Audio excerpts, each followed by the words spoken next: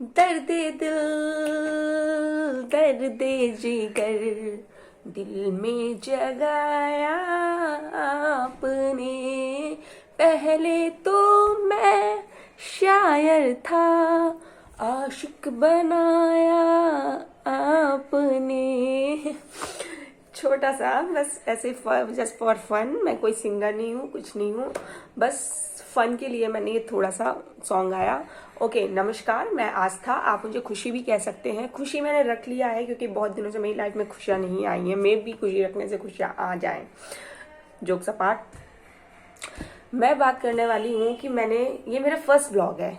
Okay, मैंने आज से स्टार्ट किया है अपनी ब्लॉगिंग। बहुत दिनों से सोच रही थी सारी चीज़ें, बट आज लिटरली हिम्मत करके मैंने कहा कि आज कुछ रिकॉर्ड करते हैं। मेरे पास कुछ वैसा था नहीं, बट मेरे पास कुछ बुक्स हैं जो मैंने कुछ साल पहले खरीदी थी, और उनको मैंने 2-2, 3-3 पेज या 10-15 पेज किसी किसी बुक के पढ़ के रख दिया और कभी उस पर ध्यान नहीं दिया। हालांकि ये बहुत बुरी बात है, बट अब मैंने डिसाइड किया है कि अब मैं 1 वीक में एक बुक को ख़त्म करूँगी, जो भी जिस राइटर की होगी। हालांकि इंग्लिश की जो बुक्स होती हैं वो मेरे लिए टफ पड़ सकती हैं, उसमें थोड़ा ज़्यादा टाइम लग सकता है, बट जो हिंदी से रिलेटेड बुक्स हैं उनको मैं 1 वीक में ख़त्म करने के टारगेट पे रहूँगी।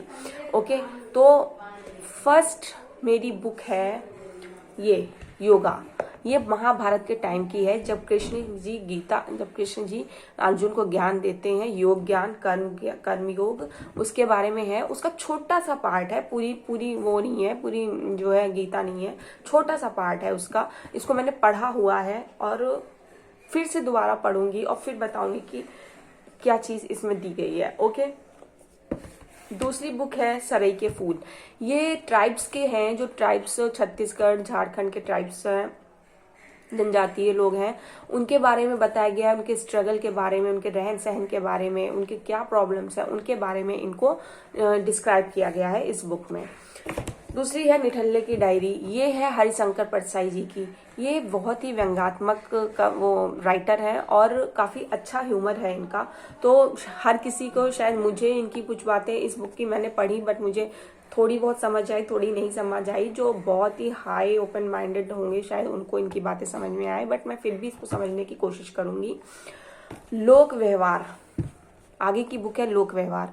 लोक व्यवहार हमें लगता है बुक पढ़ने से आई थिंक ज़्यादा अच्छा है, कि लोगों के बीच में रहने से जो हम सीखते हैं वो बुक से नहीं सीख पाते। हाँ, कुछ टेक्निक्स, कुछ चीज़ें सीख सकते हैं, साइकोलॉजिकल तौर पर अपने आप को तैयार कर सकते हैं, बट जो चीज़ें हम लोगों के बीच में रहकर सीखते हैं वो बुक हमें कभी नहीं सिखा सकती। लेकिन फिर भी मैं इस बुक को पूरा पढ़ूंगी। द विनर माइंडसेट, ये मेरी बुक छोटी सिस्टर ने दी मुझे, जब डिप्रेशन ज़्यादा था तब दी।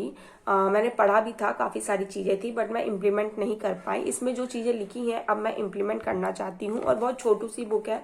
इंग्लिश में है, ये मेरी इंग्लिश वीक है, बट इंग्लिश में है, बट उतनी टफ इंग्लिश नहीं है। इसको आप आराम से पढ़ सकते हैं, और देखते हैं कि क्या चेंजेस आते हैं इस बुक को पढ़ने के बाद।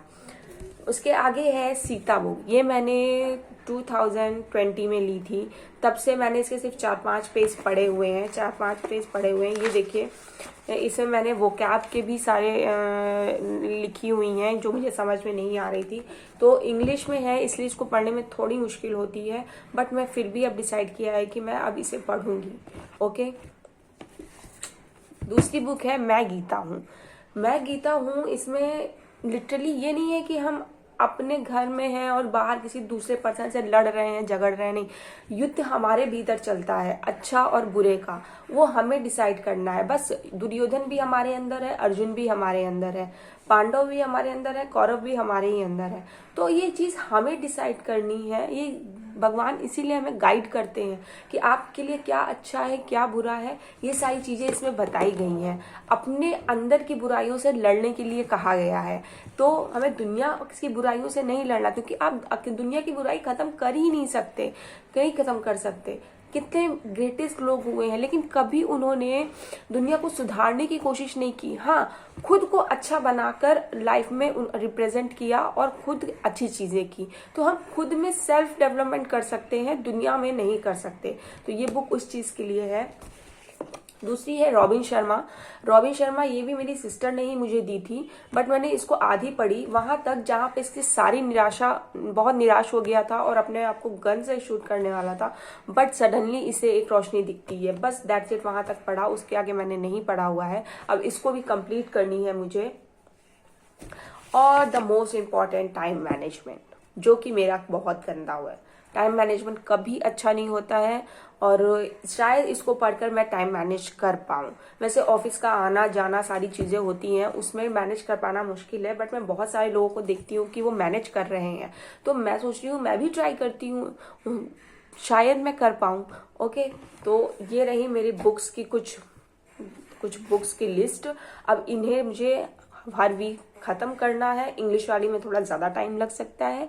तो आपको ये कैसा लगा आप बताइए। मैं नया स्टार्ट, रिफ्रेश स्टार्ट कर रही हूँ अपनी लाइफ में आज से, और जो भी आपको सही लगे गलत लगे आप कमेंट बॉक्स में लिखें, मगर एक मैनर वे में लिखें कि आपने ये बात गलत बोली, आपने ये बात सही बोली। ओके, एब्यूजिव लैंग्वेज मत यूज करिए।